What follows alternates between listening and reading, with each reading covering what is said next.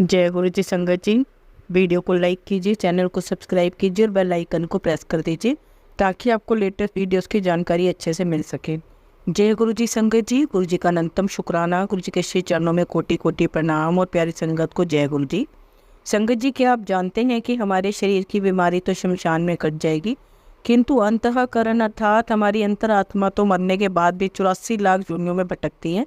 इसलिए अंतरात्मा को स्वस्थ रखने के लिए सत्संग का आश्रय लो, संत पुरुषों का आश्रय लो, गुरु का आश्रय लो, सत्य स्वरूपी ईश्वर का नाम जप का ध्यान आश्रय लो। ऊंचा आश्रय लेने से नीचे आश्रय की गुलामी छूट जाती है। और संगत जी, यह ऊंचा आश्रय हमें हमारे पिछले जन्म के संत कर्मों के कारण मिल चुका है गुरु जी के रूप में, और गुरु जी ने ही हमें सत्संग का आश्रय आय दिया ताकि हमारा ये जीवन तर जाए। इसी बात को और गहराई से समझने के लिए हम सत्संग के अंत में कहानी के माध्यम से समझेंगे। संगत जी, आज का सत्संग बहुत ही खूबसूरत, बहुत ही अद्भुत है, बहुत ही सुंदर है और बहुत ही प्यारा है, बहुत महत्वपूर्ण है। आप प्लीज़ सत्संग अंत तक जरूर सुनिए और पूरा सुनिए। हम सत्संग शुरू करें उससे पहले आप सभी से रिक्वेस्ट है, आप सभी से विनती है कि आप सभी अपने सत्संग बढ़ चढ़ कर शेयर करें, सुंदर लिखावट में, हिंदी में ईमेल आईडी और व्हाट्सएप पर शेयर करें। और अगर आप कंफर्टेबल हैं तो ईमेल आईडी और व्हाट्सएप पर टाइप भी कर सकते हैं। तो चलिए संगत जी, सत्संग शुरू करते हैं। संगत जी, आज का सत्संग हम गुरु जी की ही प्यारी संगत का सुनेंगे जो दिल्ली से हैं लेकिन गुजरात से बिलोंग करते हैं। वह अपना नाम गुप्त रखना चाहते हैं। जय गुरु जी, शुक्राना गुरु जी। प्यारी संगत को जय गुरु जी। संगत जी, गुरु जी अपनी संगत को बहुत प्यार करते हैं और अपने बच्चों को अपने होने का एहसास करवाते हैं और हमें बहुत बहुत ब्लेस करते हैं, कभी कबूतर के रूप में तो कभी तितली के रूप में। कई बार तो हम पहचान जाते हैं और कई बार नहीं पहचान पाते। गुरु जी कभी ओम स्वरूप में तो कभी मोर के रूप में दर्शन देते हैं। गुरु जी अपने बच्चों को हमेशा ब्लेस करते रहते हैं। गुरु जी का बहुत बहुत शुक्राना कि उन्होंने हमारा हाथ पकड़ा है। गुरु जी हर पल हर घड़ी अपने बच्चों को ब्लेस कर रहे हैं। यह मेरा पहला सत्संग है, अगर मुझसे कोई गलती हो जाए तो मुझे माफ़ कीजिएगा संगत जी। हमारी लाइफ बहुत मुसीबतों से भरी हुई है, मगर गुरु जी ने हमारी लाइफ को कितना ब्लेस किया है यह बात मैं बता नहीं सकती। मेरी जर्नी गुरु जी के साथ कब शुरू हुई या तो सिर्फ गुरु जी ही जानते हैं। एक दिन मेरे अंकल के साथ एक रेस्टोरेंट में मैं गई थी, वहाँ मैंने पहली बार गुरु जी का स्वरूप देखा था। तब मुझे पता नहीं था ये कौन है। फिर उसके बाद मैंने कई बार कई दुकानों में कई सारी गाड़ियों पर गुरु जी का स्वरूप को देखा। एक बार मैंने फेसबुक पर देखा कि गुरु जी के साथ बड़े मंदिर में ज्वाइन होना हो तो इसको देखें। मैंने इस बात पर ध्यान नहीं दिया, मैंने सोचा पता नहीं यह कौन है। और वैसे भी हम अपने इष्ट देव और काली माता को मानते हैं।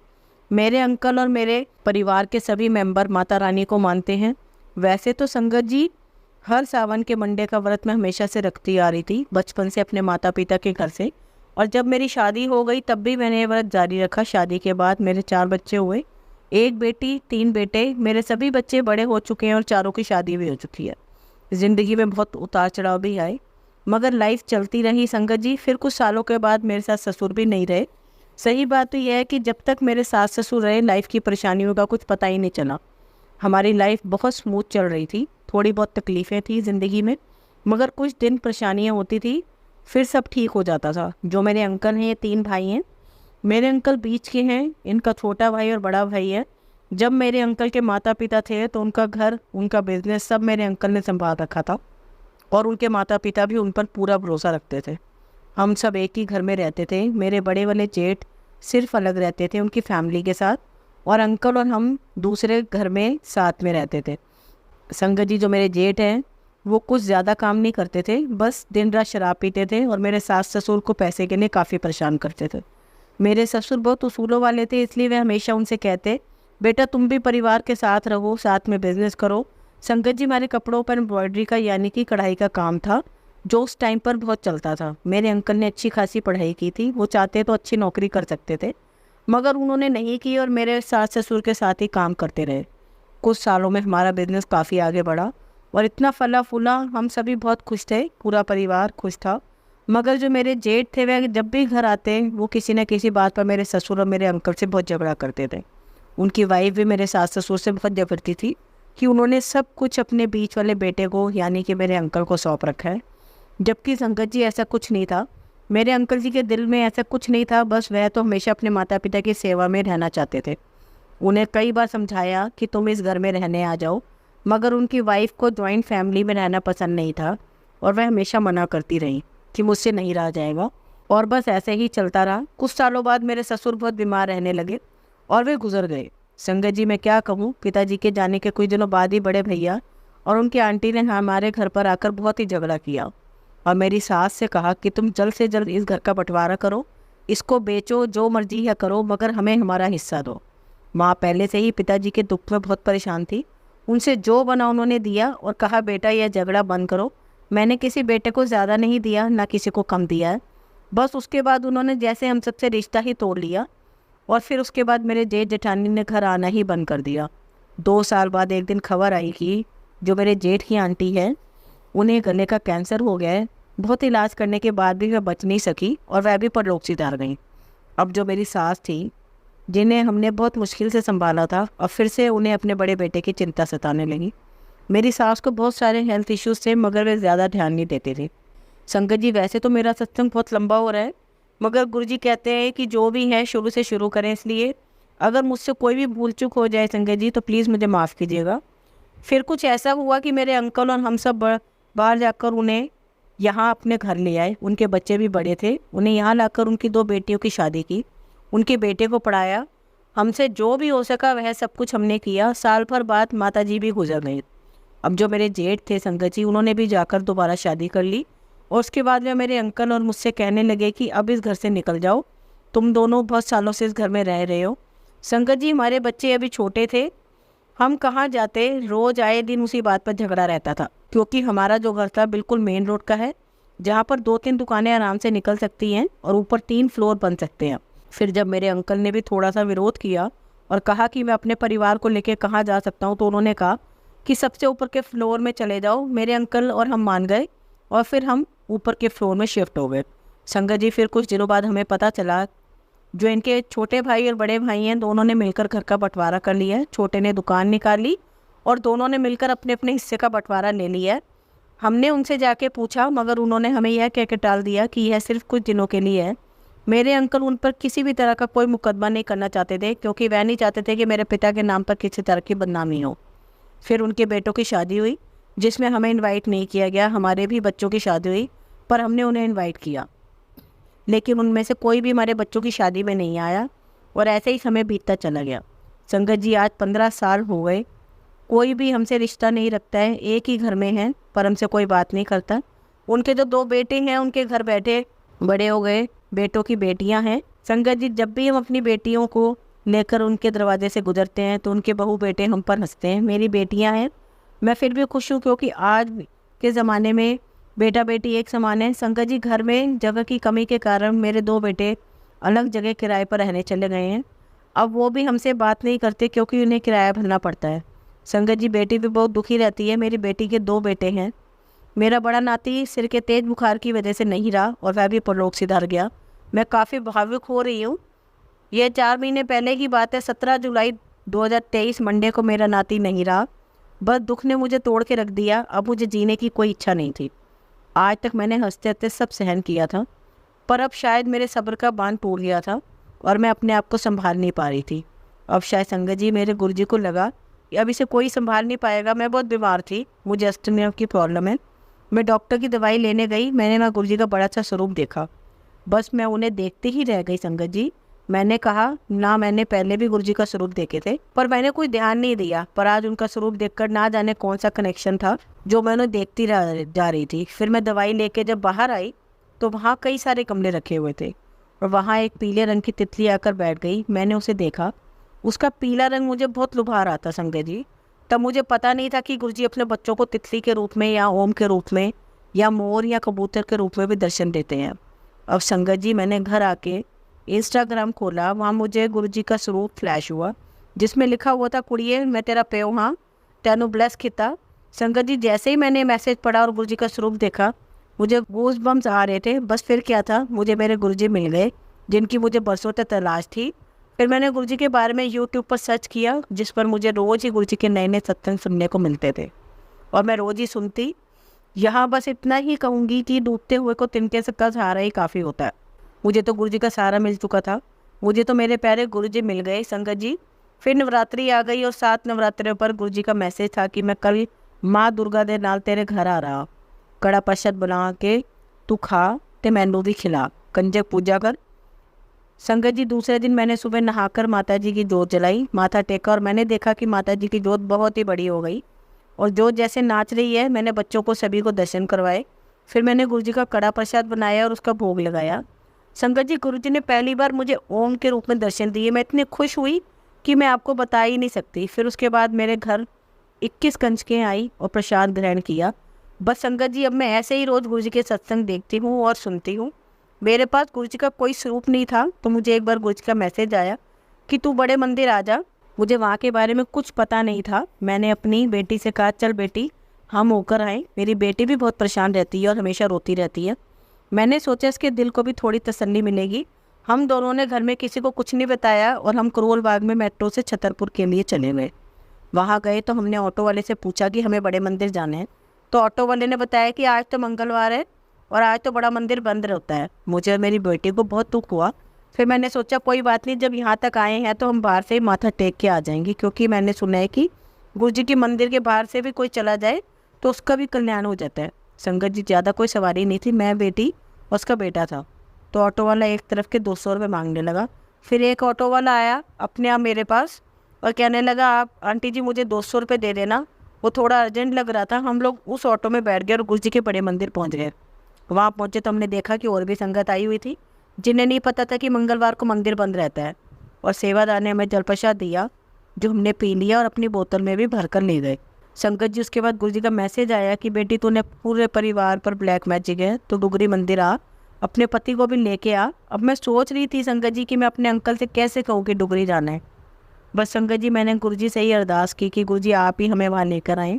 फिर ऐसे ही संगत जी मेरे अंकल एक दिन टीवी देख रहे थे, तो मैंने उन्हें डुगरी जाने वाली बस का प्रोग्राम लगा दिया। संगत जी मैं आपको यहाँ बताऊँ कि मेरे अंकल को आने जाने और घूमने फिरने का कोई शौक़ नहीं है, परंतु उन्होंने मुझसे खुद पूछा कि यह कौन है और कैसे जाना है।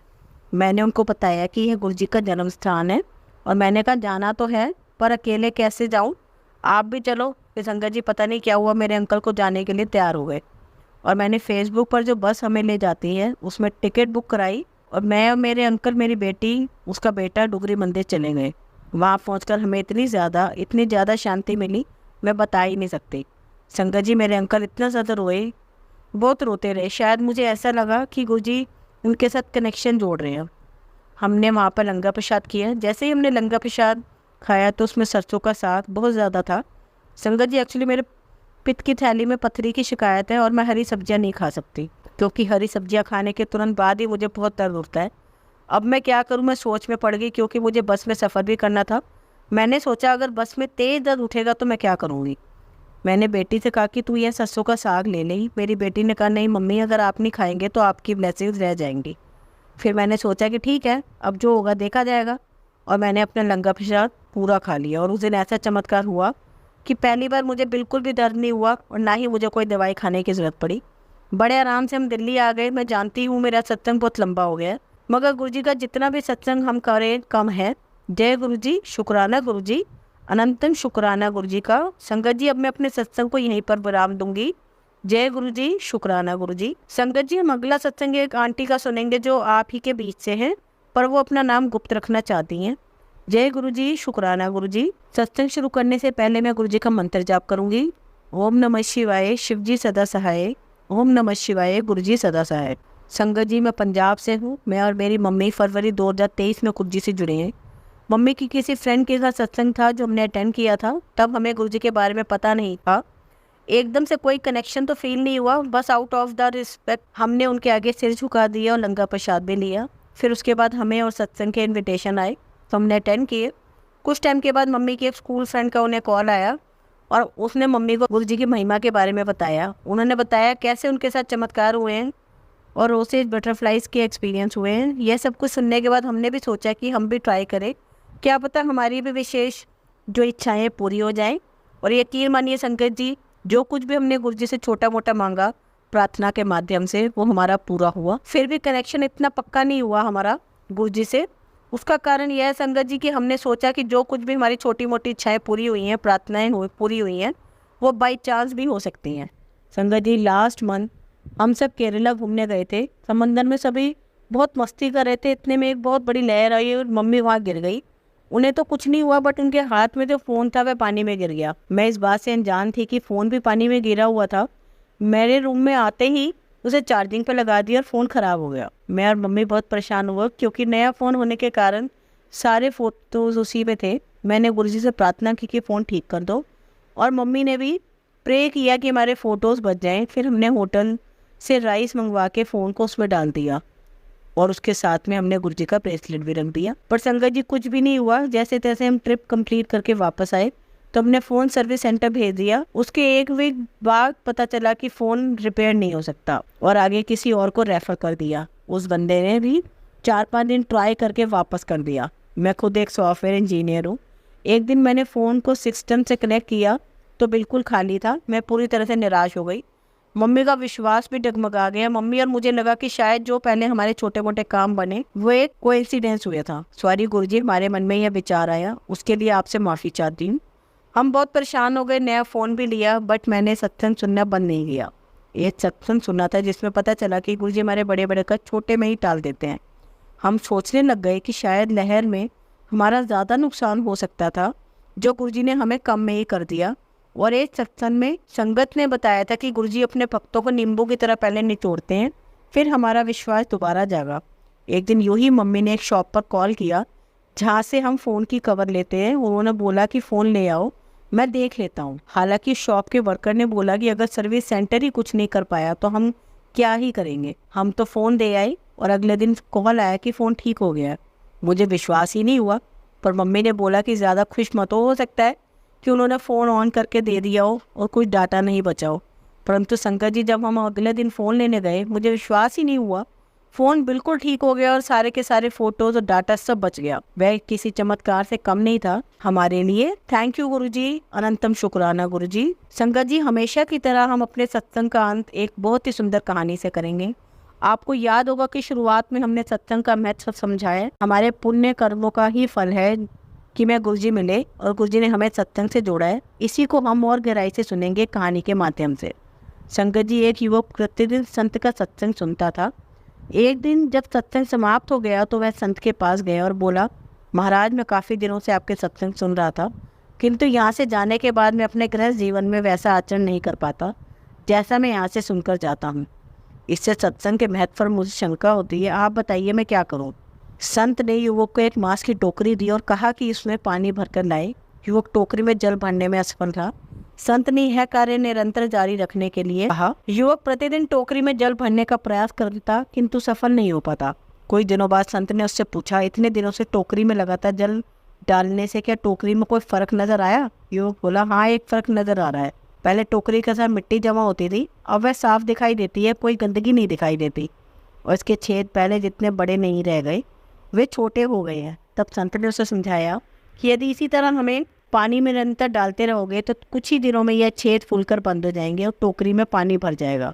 इसी प्रकार जो लगातार सत्संग जाते हैं उनका मन एक दिन अवश्य निर्मल हो जाता है। अब गुणों के छिद्र जो होते हैं वो भरने लगते हैं और गुणों का जल भरने लगता है। युवक ने संत से अपनी समस्या का समाधान पा लिया। संगत जी, इस कहानी का आश्चर्य सिर्फ यही है कि निरंतर सत्संग से दुर्जन भी सज्जन हो जाते हैं, क्योंकि महापुरुषों की पवित्र वाणी उनके मानसिक विकारों को दूर करके उनमें सद्विचारों का आलोक जगाती है, प्रसारित करती है। इसलिए हमें निरंतर गुरुजी के सत्संग सुनने चाहिए और सुनाते रहने चाहिए। जय गुरु जी, शुक्राना है गुरु जी, धन्यवाद संगत जी। संगत जी, अगर आपको आज का सत्संग अच्छा लगा हो तो आप भी सत्संग को और संगत के साथ जरूर साझा करें, जिससे वो भी महाराज का दिव्य आशीर्वाद प्राप्त कर सके। जय गुरु जी, शुक्राना गुरु जी।